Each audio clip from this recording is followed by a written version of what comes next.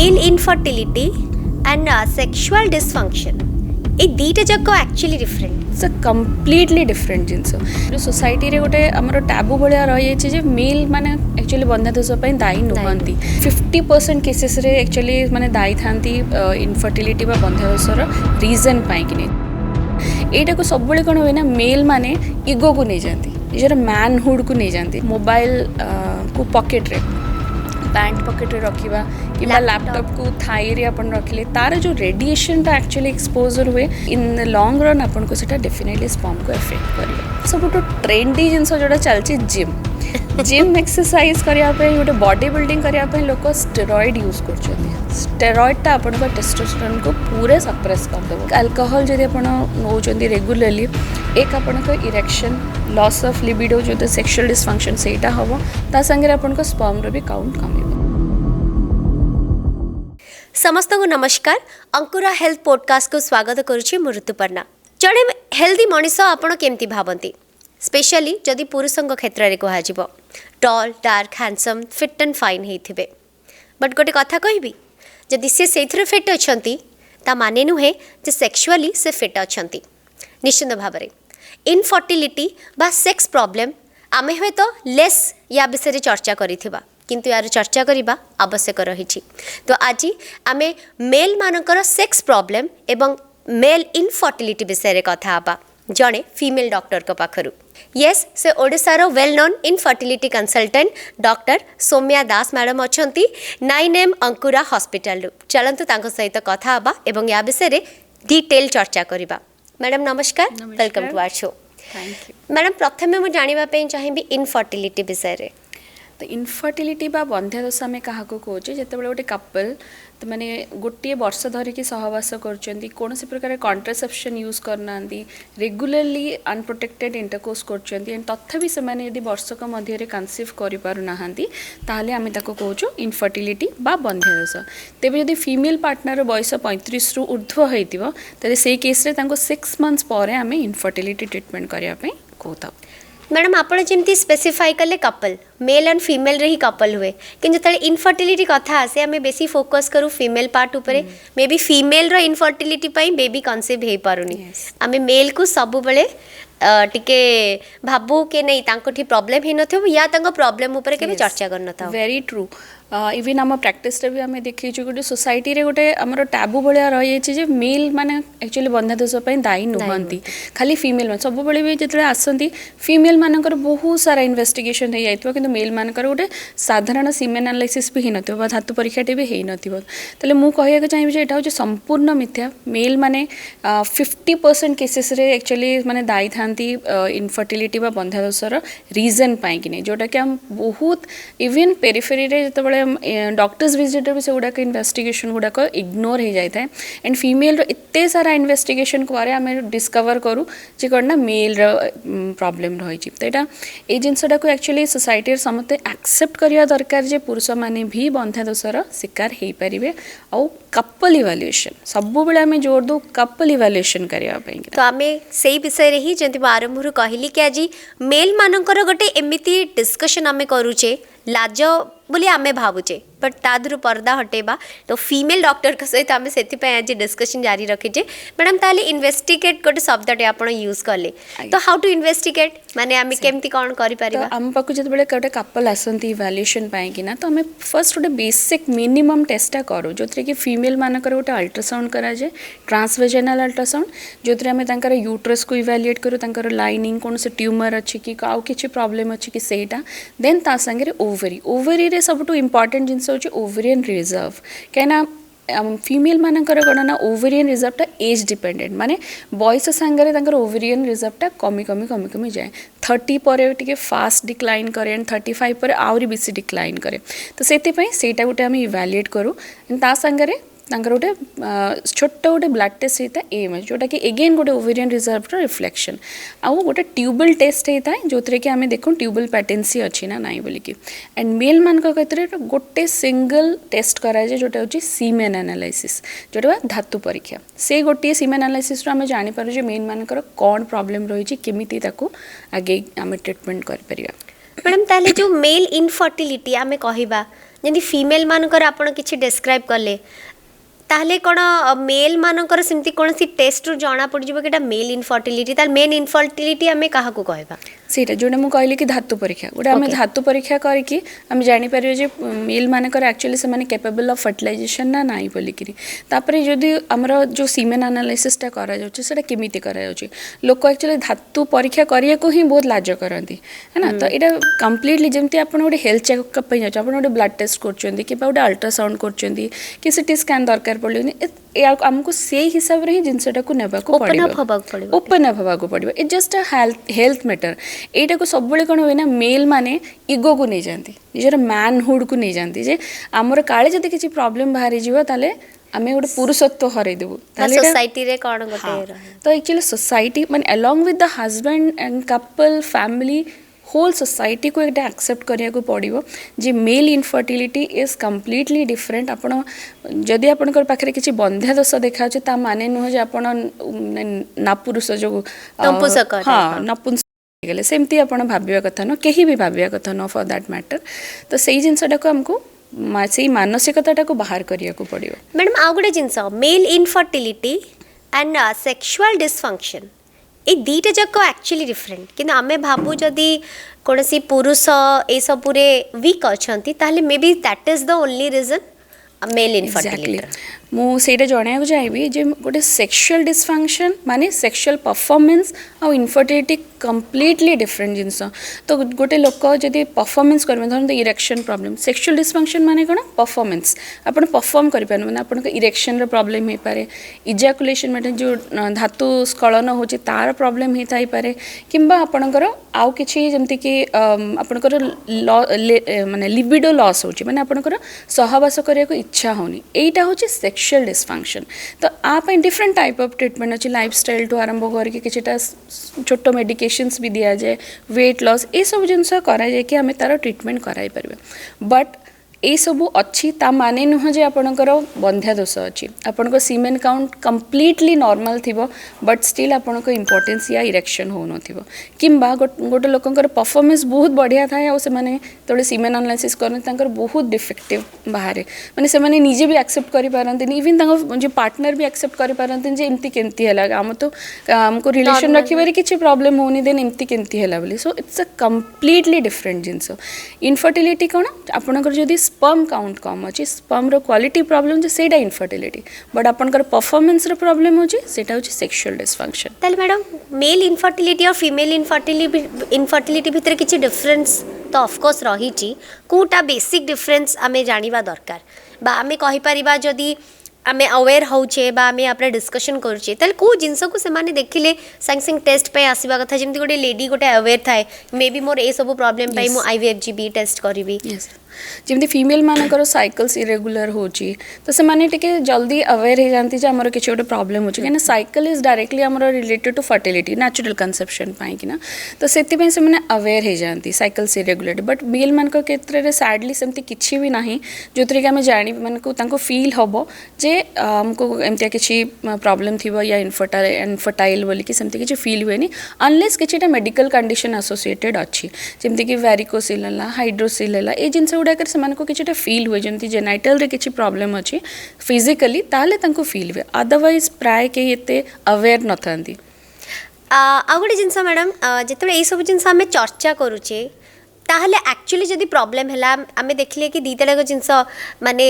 Sexual dysfunction अलगा male infertility अलगा, तो दीटा जाक आम केमती माने आउ टिके इम्प्रूव करि परिबा कोन कोन कले एंड कंसीव हेई पारिबो गोटे कपल कर। तो जनरली आमर स्पर्म काउंट हो किंबा आमर जो लाइफस्टाइल फैक्टर्स गुड़ाक बहुत इंपॉर्टेंट थाए बोथ मेल सेक्सुअल डिसफंक्शन पाई भी एंड आपणकर मेल इनफर्टिलिटी पाई कि ना भी। तो जनरली हम जब लाइफस्टाइल फैक्टर को आसीबा द मोस्ट इंपॉर्टेंट थिंग होची आपणकर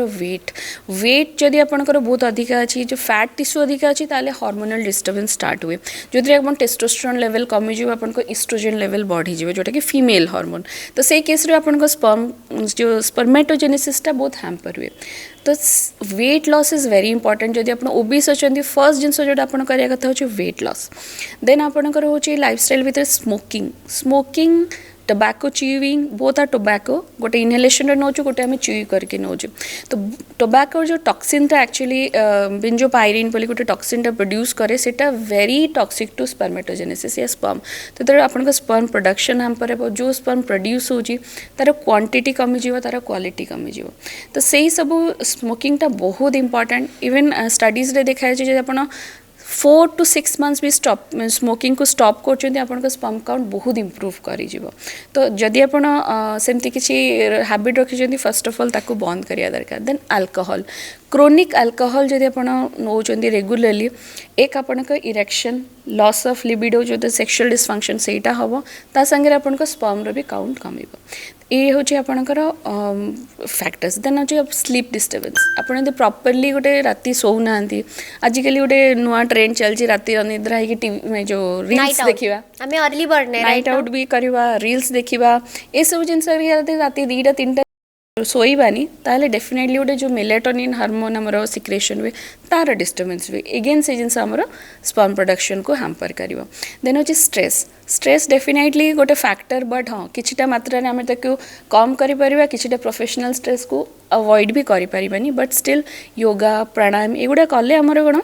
गोटे स्ट्रेस फैक्टरटा मेंटली स्टेबल होकर आप रे गोटे बैलेंस मेंटेन करेंगे आपको वर्क लाइफ बैलेंसटा से जिनस को एक्चुअली फोकस करवा दरकार देन अगेन आउ गोटे जो ट्रेंड चलती आमर मोबाइल को पॉकेट रे पैंट पॉकेट रखा कि लैपटॉप को थाई रे अपन रखिले तार जो रेडिएशनटा एक्चुअली एक्सपोजर हुए से रेडिएशनटा in the long run immediate effect definitely नहीं but in the long run आपन को सेटा डेफिनेटली स्पर्म को इफेक्ट करिवो देन आपनकर किछिटा प्रोफेशनल जेमति कि किछि जण जो माने थांती बहुत हीट रे काम करंती कुक हेले या जो मैंने फैक्ट्री वर्कर जो मैंने कि ब्लास्ट फर्नेस पाखे काम कर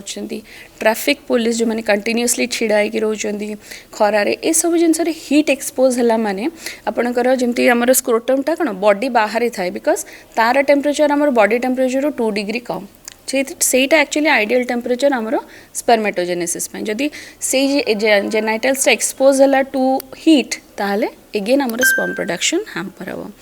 तापर किछिटा केमिकल्स जमती आर्सेनिक लेड जो मैंने पेंट फैक्ट्री रे काम करती तो सही जो आमर माइक्रो केमिकल्स को एक्सपोज होती सेटा भी on in the long run upon spermatogenesis को इफेक्ट करे आ गोटे सब ट्रेंडी जिनस जोड़ा चलती जिम एक्सरसाइज करने गोटे बॉडी बिल्डिंग करने लोग स्टेरॉइड यूज करेरॉइडटा आपण टेस्टोस्टेरोन को पूरे सप्रेस करदेव मैडम जो कौन प्रोटीन वगैरह सब नौचंती प्रोटीन हाँ protein is good but protein सहित एनाबोलिक स्टेरॉइड नियंती फॉर मसल बिल्डिंग या एथलेट मैंने भी बेले बेले सेटा को मिसयूज करती से जगह आप जो स्ट्रेंथ पाई steroid is one type of hormone कहवाक गले जोटा कि आप टेस्टोस्टेरोन प्रोडक्शन को पूरा सप्रेस करदेव एंड सबुठ भल जिनस हूँ यहाँ रिकवर हो पार जदि आप जिनस जाणिकी स्टॉप करेंगे तो से जिनसटा बिल्कुल आप एक्चुअली बॉडी बिल्डिंग कराया चाहते हैं परिश्रम करके जिम इंस्ट्रक्टर परामर्श नहीं कि कराया कथा रादर देन किसी शॉर्टकट यूज करके शॉर्ट टर्म रे बॉडी बिल्डअप करने देन आउ किछटा जदि आम मेडिकल कंडीशंस देखा आपणकर जदि वेरिकोसिल अच्छी हाइड्रोसिल अच्छी ये सब जिनस आपणकर आपण ट्रीट कले डेफिनेटली रिकवरी हो जाए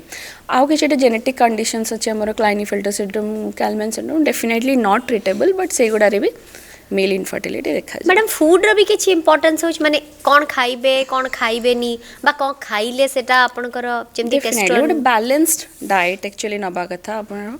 high protein low carbohydrate diet then again ता सहित किछिटा आम फ्रूट्स वेजिटेबल्स ड्राई नट्स ये गुड़ाक नहीं गोटे बैलेंस मेंटेन कर गोटे ओवरऑल लाइफ रो आपण किछिटा एक्सरसाइज करिया दरकार आपण स्लीप पैटर्न ठीक हवा दरकार सबु जिनसर डेफिनेटली इफेक्ट रहिबो आपणकर स्पर्म काउंट गोटे स्कूल लाइफ हमको मेंटेन करिया दरकार दैट्स अ गुड थिंग आ गोटे जिनस मैडम जंती जो स्पर्म आपण कथा कहउचंदी तार गोटे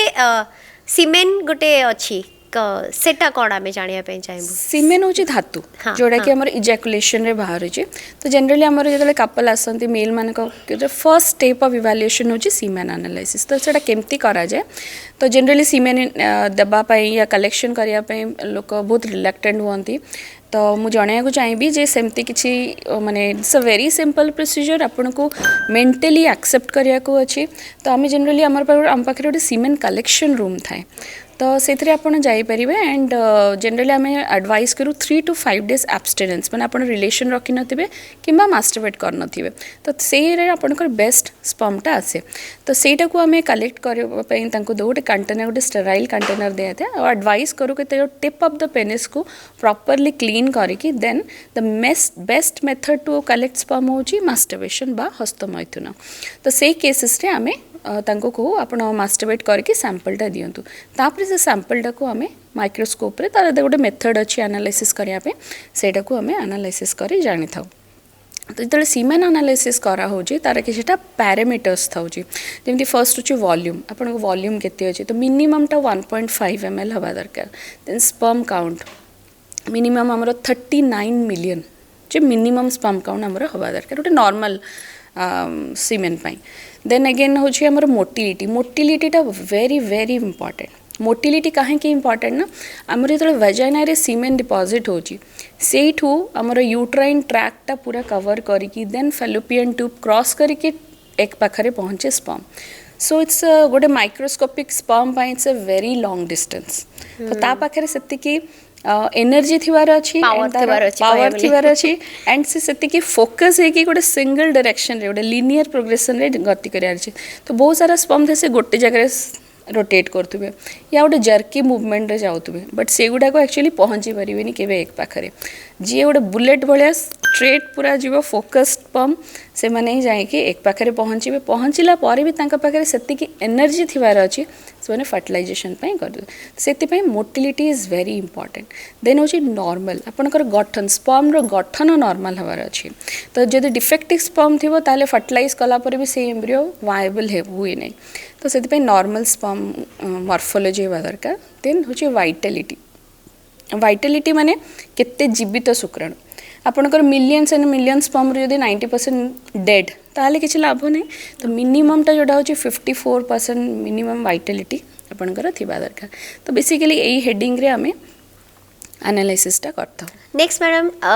जदि किछि खराब अछि देन तांकर स्पर्म क्वालिटी भलो करिबा पई नेक्स्ट टेस्ट किछि करबा को पड़े ना तांको पई किछि सेमती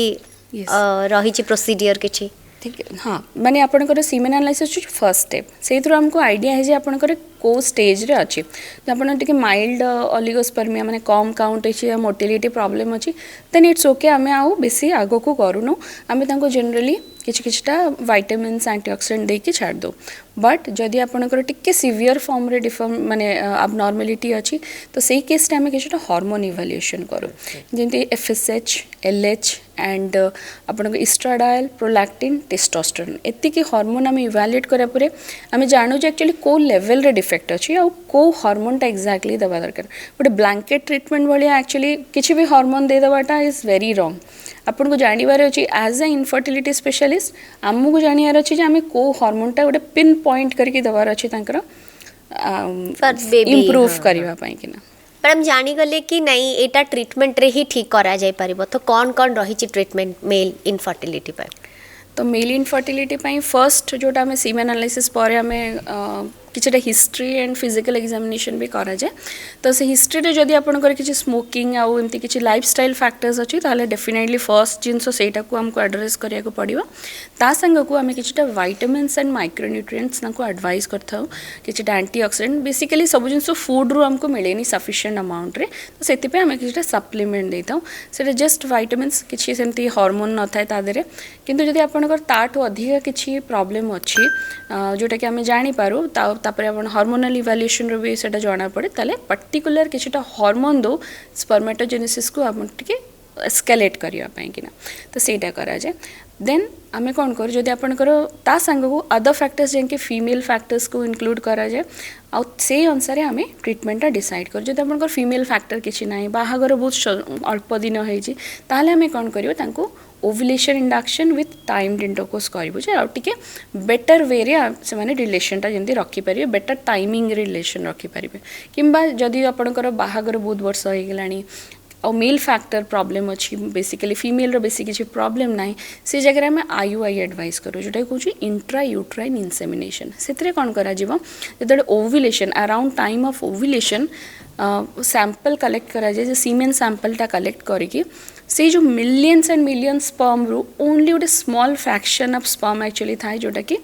फर्टिलाइज कर कैपेबल था से स्मॉल फ्रैक्शन ऑफ स्पर्म को आम आइडेंटिफाई करके सेपरेट करा गोटे मेथड रे और से जो आम कनसेंट्रेट थी गोटे पतला ट्यूब रे यूट्रस भितर आम इनसेमिनेट करदेव तो से कौन गोटे कनसेंट्रेटेड गुड क्वालिटी स्पर्म एग पाखे पहुँची पारे तो फर्टिलाइजेशन चांसेस टिके बढ़ी जाए कि जदि बहुत सीवियर आपणकर डिफेक्ट अच्छी मैडम जदि दी पट जाकर ही इनफर्टिलिटी जाना पड़ीगला तेबे भी आम IUI जदि आपणकर शॉर्ट टर्म इनफर्टिलिटी या धरतु एग रिजर्व भल अच्छे ताले IUI डेफिनेटली सजेस्ट करूँ किंतु फीमेल रो भी धरतु किसी यदि बहुत रिजर्व कम अच्छी या मेल रो सीवियर मेल माने काउंट्स कम अच्छी कि आउ किसी प्रॉब्लम अच्छी मोटिलिटी बहुत कम अच्छी से केस रे आम IVF पई सजेस्ट करता आउ जदि बहुत अपन 1 मिलियन रो भी तळको रहिला कि कौन से जगह में इक्सी कौन ना से बहुत एडवांस टेक्नोलोजी जो थे कि आपणकर गोटे एग्रे गोटे स्पर्म को आम इंजेक्ट करता अंडर विजन तो से कौन आप फर्टिलाइजेशन चांसेस बहुत इम्प्रूव कर जाए और आपन जो प्रेगनेंसी चांसेस बहुत इम्प्रूव कर जाए मैडम DFI रो माने कौन यस DFI हूँ एक्चुअली DNA फ्रैगमेंटेशन इंडेक्स तो आम जो सीमेन एनालाइसिस करचु सीमेन एनालाइसिस कौन आम स्पर्म मॉर्फोलॉजी देखलु तार गठन देखलु देन तार मोटिलिटी देखलु वाइटालिटी देखलु बट आम तार भितर जो DNA को आम चेक कर पारि न थाउ तो जो सब बेले भल स्पर्म जो भल देखा भल काम करथबो बोली माने नै किंतु जदि DFI जो DNA आपनकर ब्रेकेज अच्छी ता भितर ताले से स्पर्म बाहर को भल देखा गले भी आमर सेटा फर्टिलाइजेशन करिवारे कैपेबल न थाए किंबा जेमती जनरली तार इफेक्ट कौन इनफर्टिलिटी होतबो आपनकर बा रिकरेंट प्रेगनेंसी लॉस आपनकर एम्ब्रियो बनुथबो बट जेहेतु तार DNA डिफेक्ट अछि से एम्ब्रियो कैपेबल ग्रो करिवारे कैपेबल नते तो आपन प्रेगनेंसी होतबो मासे दि मासरे नष्ट हो जाउतबो से केसेस रे भी बहुत इंपोर्टेंट आपनकर DFI टेस्ट करिया पय तो DFI गोटे कॉस्टली टेस्ट सब जगह एक्चुअली एडवाइस करा जाए किसी तार पर्टिकुलर इंडिकेशन थाए आम DFI को एडवाइस करूँ मैडम एजिस्पर्मिया कौन एंड तार ट्रीटमेंट आम केतबेले सजेस्ट करवा एजिस्पर्मिया होची जेतुले आपनकर सीमेन रे स्पर्म काउंट एकदम नील माने गोटे भी स्पर्म नाही इवन आफ्टर सेंट्रिफ्यूजेशन भी जो आपनकर नाही ताहले आम ताको कहूँ एजिस्पर्मिया तेबे एजिस्पर्मिया डायग्नोसिस पे आपनको मिनिमम 2टा सैंपल इवैल्यूएशन करवा दरकार 4 to 6 weeks अपार्ट कला आम जान जदि आप तथापि भी आम स्पर्म किसी पाऊना तेबे आम ताको कही एजिस्पर्मिया बोलिकिना तेबे एजिस्पर्मिया भी डिफरेंट टाइप थाए लोक मन साधारणतः धारणा थाए जे एजिस्पर्मिया आमर स्पर्म नहीं माने आम डोनर स्पर्म यूज करवा कि ताले एटा संपूर्ण भूल आपन जदि एजिस्पर्मिया शिकार अच्छे तेबे भी आप निज सीमेन रे निजर स्पर्म रे पिला करि परिबे किंतु तार किछटा इवैल्यूएशन फर्स्ट हमको करिया को पड़े जदि एजिस्पर्मिया 2टा टाइप रो गोटे ऑब्स्ट्रक्टिव गोटे नॉन ऑब्स्ट्रक्टिव जदि ऑब्स्ट्रक्टिव कौन आपनकर जदि टेस्टिस रे स्पर्म अच्छी बट सेटा बाहर को आसी पारनी काना कि जो कनेक्टिंग ट्यूबटा डिफेक्ट ब्लॉक हो जाइए ताहले सेटा होची नॉन ऑब्स्ट्रक्टिव एजिस्पर्मिया से केस रे आमे कोन करू से केस रे आमे फर्स्ट आपनकर सीमेन एनालिसिस पर हार्मोनल इवैल्यूएशन करू हार्मोनल इवैल्यूएशन रो हमको जाना पड़ी जाए जे आपनकर स्पर्मेटोजेनेसिस होची ना नाही तो से केस रे आमे कोन गोटे एडवांस प्रोसीजर यूज करा जाए टीजा बा माइक्रोटेसी से कौन ना आम गोटे स्क्रोटम रु डायरेक्ट टेस्टिस रु आम गोटे छोट माइनर प्रोसीजर जोटा कि आम लोकल एनेस्थेसिया रे भी हो जाए से आम छोट गोटे 1 सेंटीमीटर इंसिजन देकी टेस्टिस ओपन करके सेठू स्पर्मेटिक टिश्यू पूरा बाहर कर दो सेठू जो स्पर्म गुड़ाक कलेक्ट हुए सेटा को आम एक सहित फर्टिलाइज करके आपण निजर पिला करि परिबे तो मैडम ताले डोनर आवश्यकता सब बेले पड़ी न थाए आउ गोटे जिनस मैडम वर्तमान IVF रो कथा जदि आमे कहिबा बहु जगह भी IVF सेंटर्स खोली गले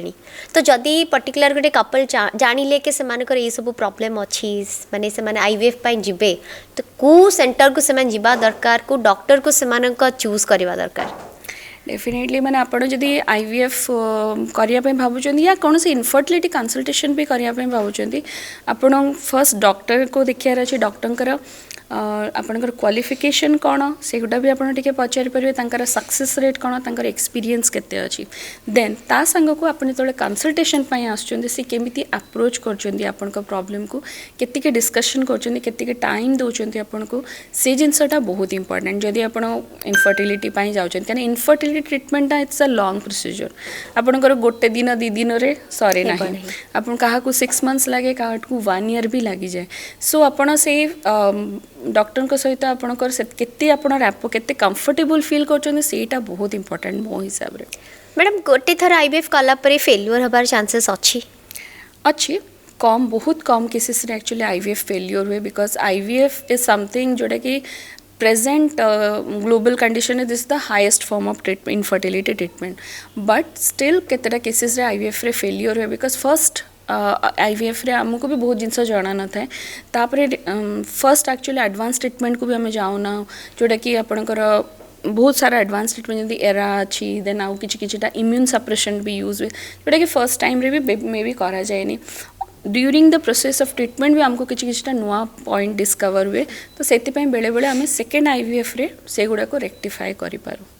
thank you so much madam मु भाबुची आज मेल मानकर इनफर्टिलिटी एंड तांको सेक्स रिलेटेड प्रॉब्लम को आम जो मात्रा रे एनालिसिस कले आई होप या ऊपर चर्चा करने को कौन भी मेल फीमेल जमा भी भय करेंगे ना एवं संकोच करेंगे ना thank you so much madam for your valuable time and for your valuable advice thank you so much